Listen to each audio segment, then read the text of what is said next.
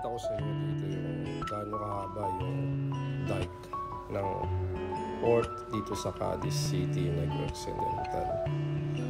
Yung nagbibideo yung kapatid ko kasi kunin namin yung in-order namin pagkain. Ang tagal-tagal pa nung alas 6. So napaikot-ikot muna kami dito sa kabilang city. So ito yung dike nila, ang haba.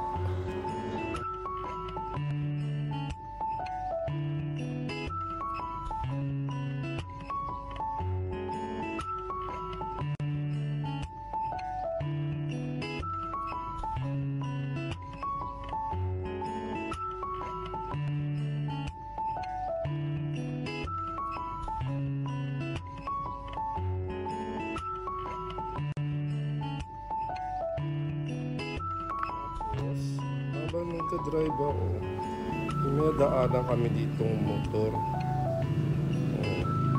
Alam nyo na, pag may motor dyan, so meaning may something.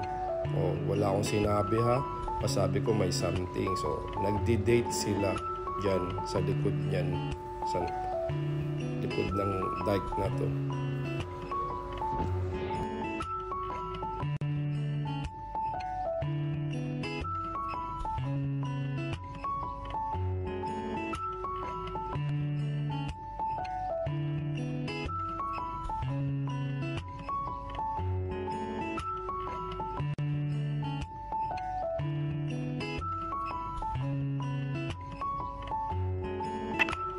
Tapos meron dito dalawang lalaki naglalaro ng ML.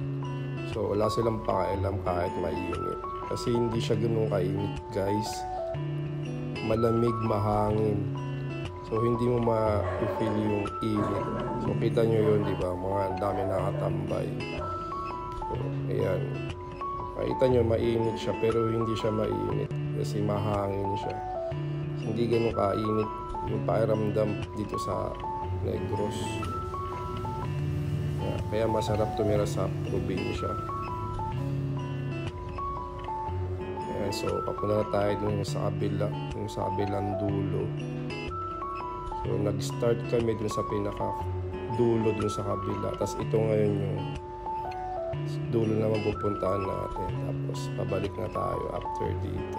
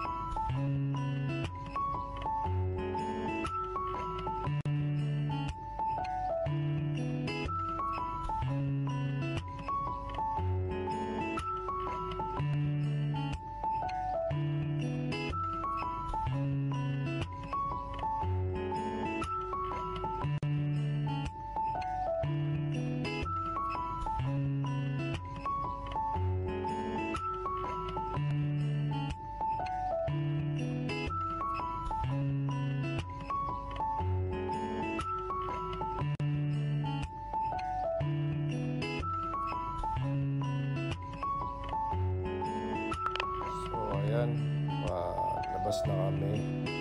So ito na yung last. Tapos palabas na kami dito sa dike, sa may port. Kasi nagutom na din ako. Then after namin kumain, kunin namin yung order namin na dagdag handa namin para sa New Year. Kasi yung iba, ang hirap lutuin. So para mabilis. Ayan. Sige, thank you for watching. See you in the next video, guys. Bye!